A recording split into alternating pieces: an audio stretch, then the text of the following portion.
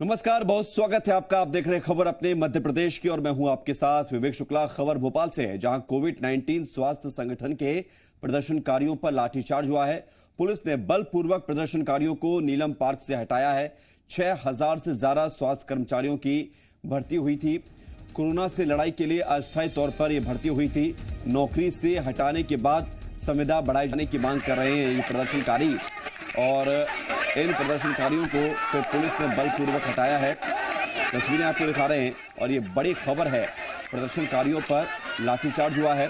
कोविड-19 स्वास्थ्य संगठन के कर्मचारी और 6000 से ज़्यादा ये कर्मचारी हैं, संविदा बढ़ाए जाने की मांग कर रहे हैं। आपको बता दें कि कोविड-19 स्वास्थ्य संगठन के तमाम पैरामिलिट्री स्टाफ, जो पैरामेडिकल स्टाफ होता है, उसके द्वारा अब तक अपना योगदान दिया गया स्वास्थ्य सेवाओं में, स्वास्थ्य क्षेत्रों में, लेकिन अब इन्हें हटा दिया गया है। इसके बाद ये सभी 6000 कर्मचारी दोबारा से संविदा बढ़ाए जाने की मांग कर रहे हैं। 6000 से ज़्यादा स्वास्थ्य कर्मचारियों की भर्ती हुई थी। कोरोना से लड़ाई के लिए अस्थायी तौर पर ये भर्ती की गई थी।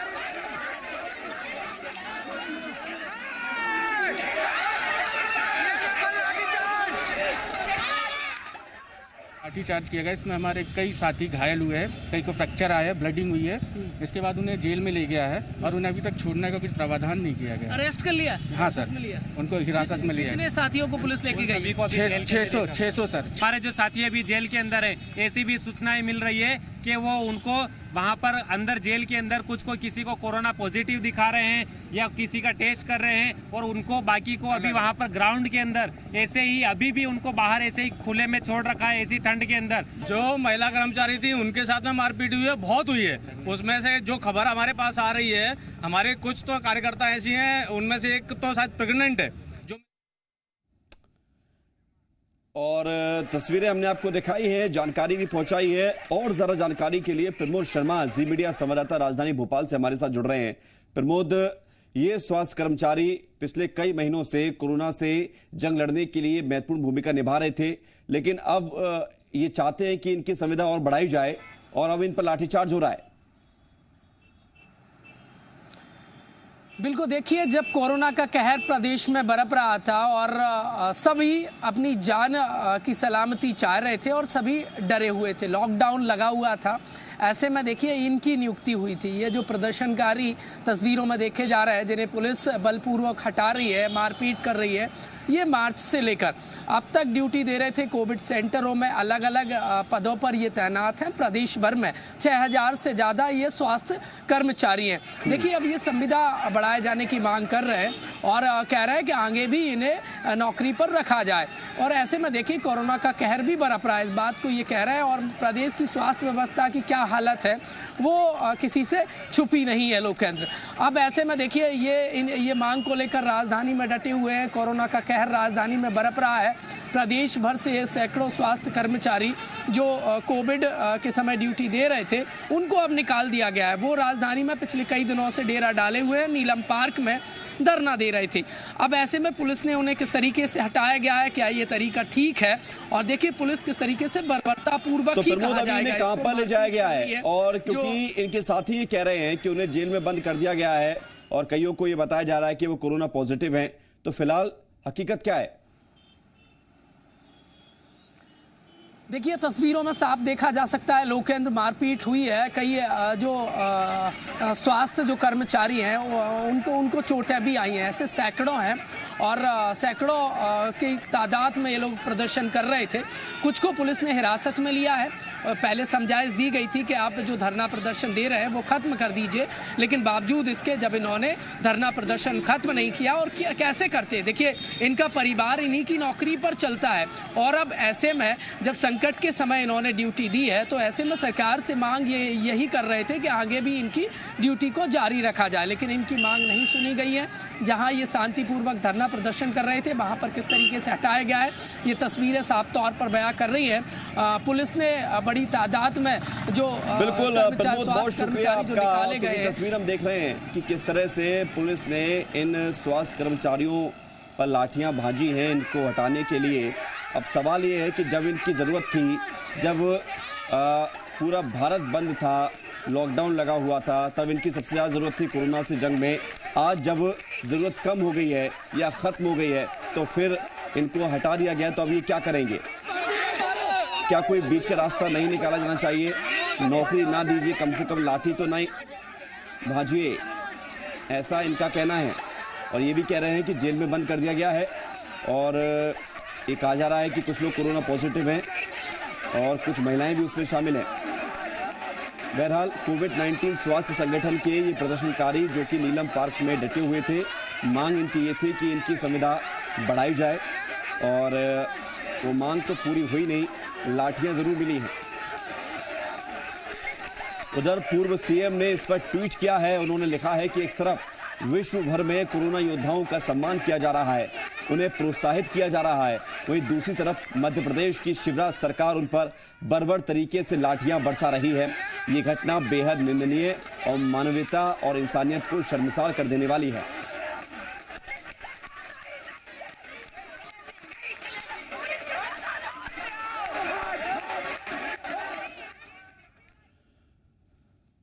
बढ़ते आगे, भोपाल के ईदगाह हिल्स का नाम नानक टेकरी रखने की मांग को लेकर सियासी बवाल जो चल रहा था वह भी थमा ही नहीं था कि प्रोटेम स्पीकर रामेश्वर शर्मा ने होशंगाबाद का नाम नर्मदापुरम रखने की नई मांग कर दी है। उन्होंने कहा है कि कब तक लुटेरे होशंग शाह के नाम से होशंगाबाद को पहचाना जाएगा। जिस लुटेरे ने हमारे मठ मंदिर तोड़े, भगवान भोले के मंदिर भोजपुर का शिखर तोड़ा, उसके नाम से नगर का नाम मंजूर नहीं है। उन्होंने कहा कि मोक्षदायिनी मां नर्मदा के नाम से नगर पहचाना जाना चाहिए। पूरे मामले पर कांग्रेस ने बीजेपी पर राजनीति करने का आरोप लगाया है। कांग्रेस प्रदेश महामंत्री राजीव सिंह ने कहा कि नगरीय चुनावों के मद्देनजर बीजेपी मुद्दों से जनता का ध्यान भटकाना चाहती है। आए लुटेरे, बेटियों की इज्जत लूटी, मठ मंदिर तोड़े, धर्म स्थलों को अपवित्र किया, भोजपुर के शिवालय तक को अपवित्र किया। आज भी भोजपुर का शिवालय इस बात का प्रतीक है। मोड़ा मोड़ी हमसे पूछेंगे तो हम क्या बताएंगे कौन होशंग शाह है। नागरिकों ने मांग शुरू कर दी है कि होशंगाबाद का नाम परिवर्तित करके नर्मदापुरम के नाम से ही पुकारा जाए। मध्य प्रदेश के जो हालात इस समय बने हुए हैं उन समस्याओं की तरफ उनका ध्यान नहीं जाता है। वो इस तरह के बयानबाजी करते हैं कि जब नगर निगम नगर पालिका के चुनाव आने वाले हैं तो कौन सा ऐसा मुद्दा हम छेड़ें जिससे समाज में कुछ लोग नाराज हों, कुछ लोग प्रसन्न हों। भोपाल में बीजेपी प्रदेश अध्यक्ष वीडी शर्मा ने मीडिया से बात करते हुए बीजेपी कार्यकारिणी को लेकर कहा कि जल्द ही कार्यकारिणी घोषित की जाएगी। वहीं प्रोटेम स्पीकर रामेश्वर शर्मा के होशंगाबाद का नाम बदलकर नर्मदापुरम करने की मांग पर कहा कि स्थानीय जनता जो चाहती है उसकी आवाज वो बोल रहे हैं। उन्होंने कहा कि जनभावना से नाम बदला जाता है और जनता नाम बदलना चाहती है तो आगे देखा जाएगा। स्थानीय जनता जो चाहती है, स्थानीय जनता की आवाज वो बोल रहे होंगे, इसलिए स्थानीय जनता को लगता है कि यहाँ चाहिए तो यहाँ चाहिए। बिल्कुल है, होशंगाबाद की जनता भी ये चाहती होगी। नर्मदापुरम एक बहुत प्रतिष्ठित नाम है और मां नर्मदा को लेकर जो दुनिया के अंदर मां नर्मदा के बारे में लोग जानते हैं, तो एक नर्मदापुरम जिसको हम लोग प्रचलन के उसमें उपयोग भी करते हैं, तो क्यों नहीं होना चाहिए। भैया ये मंडल के वर्ग में मैं आया हूँ, अभी इन सारी बातों को मत करो। अभी मंडल का वर्ग हम कर लें। कार्य समिति भी जल्दी होगी, माननीय मुख्यमंत्री जी का अधिकार है, मंत्रिमंडल का विस्तार वो भी जल्दी होगा। भोपाल गैस त्रासदी की 36वीं बरसी पर आज भोपाल के सेंट्रल लाइब्रेरी में सर्वधर्म प्रार्थना सभा का आयोजन किया गया और इस मौके पर गैस पीड़ितों को श्रद्धांजलि देते हुए सीएम शिवराज सिंह ने कहा कि पर्यावरण और विकास में संतुलन बनाना होगा। गैस पीड़ितों को आज भी कई बीमारियों से जूझना पड़ रहा है। कई कल्याणी बहनें त्रासदी का दंश झेल रही हैं। सीएम ने कहा कि त्रासदी से विधवा हुई कल्याणी बहनों को हर महीने 1000 रुपए पेंशन हम फिर से शुरू करेंगे और इसके साथ ही उन्होंने कहा कि गैस पीड़ितों के इलाज में कोई कमी आने नहीं दी जाएगी। सीएम शिवराज ने भोपाल में गैस त्रासदी का स्मारक भी बनाने का ऐलान किया।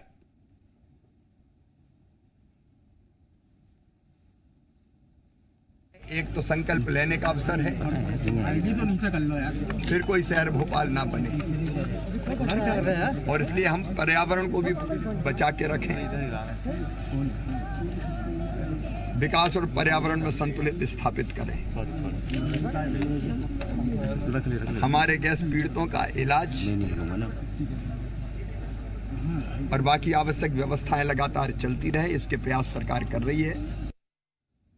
सीहोर के नसरुल्लागंज में मुख्यमंत्री किसान कल्याण योजना का कार्यक्रम आयोजित हुआ, जिसमें सीएम शिवराज सिंह चौहान शामिल हुए। सीएम शिवराज सिंह चौहान ने किसान कल्याण योजना के तहत 5 लाख किसानों के खाते में 100 करोड़ रुपए ट्रांसफर किए। दिव्यांगों को सीएम शिवराज ने ट्राई साइकिल भी बांटी। स्वयं सहायता समूह को आजीविका संवर्धन के लिए बैंक ऋण सहायता राशि का वितरण भी सीएम शिवराज ने किया। सीएम ने किसानों से चर्चा भी की। सीएम शिवराज ने कहा कि अब नामांतरण और सीमांकन के लिए किसानों को सरकारी दफ्तर के चक्कर नहीं लगाने होंगे। ये व्यवस्था अब ऑनलाइन की जा रही है। उन्होंने कहा कि अब सभी भू अभिलेख ऑनलाइन मिलेंगे ताकि किसानों का समय बर्बाद ना हो। नए कृषि बिल को लेकर उन्होंने कहा कि अब किसान फसल बोने के पहले ही व्यापारी से उपज का कॉन्ट्रैक्ट कर सकेगा, जिससे फसल खराब होने की चिंता किसानों को नहीं रहेगी। मोदी जी ने, केंद्र सरकार ने यह फैसला किया कि अब व्यापारी जितनी चाहे खरीदे, काय की लिमिट, और ज्यादा व्यापारी खरीदेंगे तो रेट बढ़ेंगे कि नहीं बढ़ेंगे? अरे जोर से बताओ, बढ़ेंगे कि नहीं? तो स्टॉक लिमिट खत्म कर दी। अब मैं आज पूछ रहा हूं, इन 3 कानूनों में कोई बुराई है क्या? किसान कानूनों के साथ खड़े हैं, इसमें कोई बुराई नहीं है। कांग्रेस परेशान है, उसको लग रहा है कि कहीं से भी कुछ गड़बड़ हो जाए, कुछ गड़बड़ हो जाए। यही कांग्रेसी थे जिन्होंने नीमच, मंदसौर जैसे जिलों में किसानों को भड़का के खुद ही आग लगाने का काम किया था। हम कांग्रेस को आग नहीं लगाने देंगे मध्य प्रदेश की धरती पर किसी भी कीमत में। मुख्यमंत्री किसान कल्याण योजना के तहत किसानों के खाते में 2-2 हजार रुपए डाले जाने पर कांग्रेस ने हमला बोला। पूर्व मंत्री पीसी शर्मा ने कहा कि ये ऊंट के मुंह में जीरा है। उन्होंने कहा कि घर पर मेहमान आ जाएं तो आजकल 2000 में चाय पानी भी नहीं होता। पीसी शर्मा ने कहा कि सीएम शिवराज को किसान आंदोलन का समर्थन करना चाहिए, तब लगेगा कि वो किसानों की बात कह रहे हैं। उनके जो किसान आंदोलन चल रहा है उसका समर्थन करना चाहिए मुख्यमंत्री जी को। किसान जो आंदोलन कर रहे हैं दिल्ली के अंदर, मांग कर रहे हैं कि विधेयक 3 है उनको निरस्त किया जाए, उसका समर्थन मुख्यमंत्री जी को करना चाहिए, तब लगेगा कि किसानों की बात हो रही है। उनके ऋण माफी होना चाहिए, जो ऋण माफी आंदोलन दबाने के लिए ये मैंने कहा ना, 2000, अरे उनको एमएसपी नहीं मिल रहा है, उनको ऋण माफ नहीं हो रही, उनको फसल का पैसा नहीं मिल रहा है, उनको बीमा का पैसा नहीं मिल रहा है। आज किसान के बच्चे परेशान हो रहे हैं, पढ़ लिख नहीं पा रहे हैं। ये सबके लिए चाहिए। 2000 में तो आजकल चाय पानी नहीं होती, मेहमान आ जाएगा तो। कृषि कानून के विरोध में ग्वालियर के फूलबाग चौराहे पर किसानों ने प्रदर्शन किया। कम्युनिस्ट पार्टी के बैनर तले सैकड़ों किसानों ने चक्का जाम पर विरोध जाहिर किया। किसानों ने केंद्र सरकार के खिलाफ नारेबाजी की। हालांकि चक्का जाम की खबर लगते ही पुलिस मौके पर पहुंची। पुलिस की टीम ने जाम खुलवाया।